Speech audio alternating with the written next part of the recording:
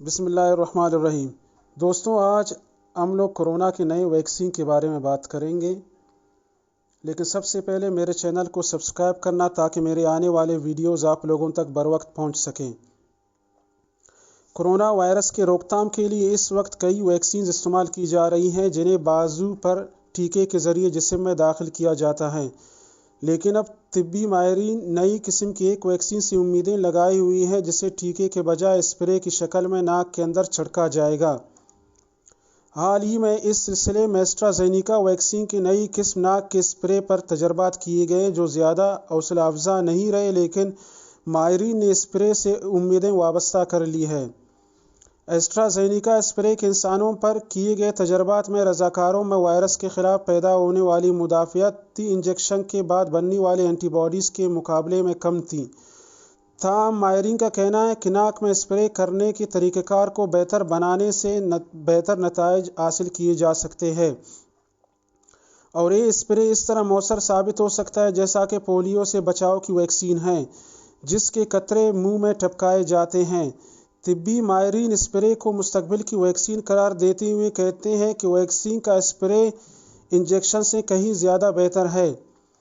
Injection لگانے سے انسان کے اندر کرونا وائرس کے شدید حملے کے خلاف مدافعت تو پیدا ہو جاتی ہے، لیکن وہ بدستور دوسرے لوگوں تک وائرس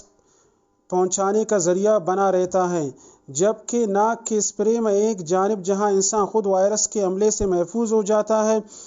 تو دوسری طرف وہ دیگر افراد تک وائرس منتقل کرنے کا سبب بھی نہیں بنتا۔ ماہرین کے مطابق ناک میں اسپرے کرنے سے ویکسین ناک اور گلے میں موجود مواد میں شامل ہو جاتا ہے اور وائرس کو سانس کے ساتھ باہر نکل کر فضا میں پھیلنے سے مؤثر طور پر روک دیتی ہے۔ چین دنیا کا وہ پہلا ملک ہے جس نے پچھلے مہینے کورونا وائرس سے بچاؤ کی ناک میں اسپرے کی شکل میں ویکسین کی استعمال کی اجازت دی ہے۔ وہاں ناک میں اسپرے کے لیے ایک خاص آلہ استعمال کیا جاتا ہے جس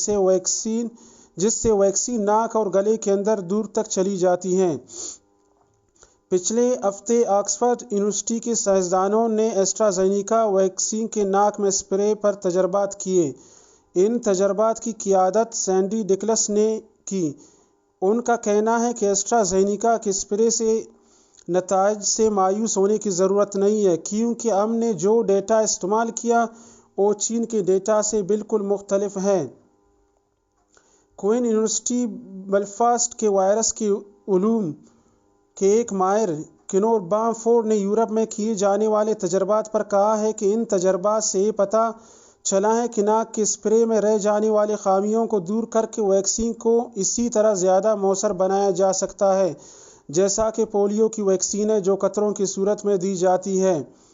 صحت سے متعلق اعداد و شمار مرتب کرنے والی ایک فرم ایئرفینٹی اور سائنسی جریدے نیچر نے پچھلے مہینے اپنی ایک رپورٹ میں بتایا تھا کہ ان دنوں دنیا بھر میں ناک کے اسپرے کے تقریباً 100 ویکسینز پر کام ہو رہا ہے اور لگ بھگ 20 ویکسینز کے انسانوں پر تجربات شروع ہو چکے ہیں۔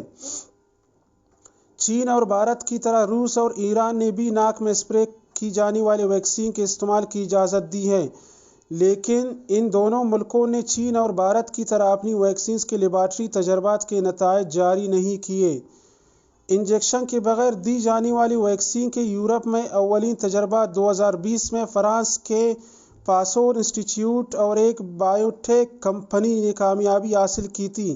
اور وہ ناک کے اسپرے کی ایک ایسی ویکسین بنانے میں کامیاب ہو گئے تھے جو وائرس کا ہوا میں پھیلاؤ روک دیتی اور ویکسین لینے والے کے جسم میں اینٹی باڈیز پیدا کرتی تھی۔ اس ویکسین کے جانوروں پر تجربات کامیاب رہی تھے مگر انسانوں پر تجربات کے لیے اس لیے نہیں کیے جا سکے کیونکہ کسی بڑی دواساز کمپنی یا سرمایہ کار نے اس میں دلچسپی نہیں لی تھی، جس کے بعد پاسور انسٹی ٹیوٹ اور بائیوٹیک نے اپنی توجہ دوسری جانب مبذول کرنا پڑی۔ بعد ازاں چین اور بھارت نے اس میدان میں سبقت حاصل کر لی۔ دوستو، اگر میرے یہ ویڈیو آپ لوگوں کو پسند آ گیا ہے تو لازمی اس کو شیئر کر دیجیے گا اور میرے چینل کو سبسکرائب کرنا مت بھولیے گا۔ شکریہ۔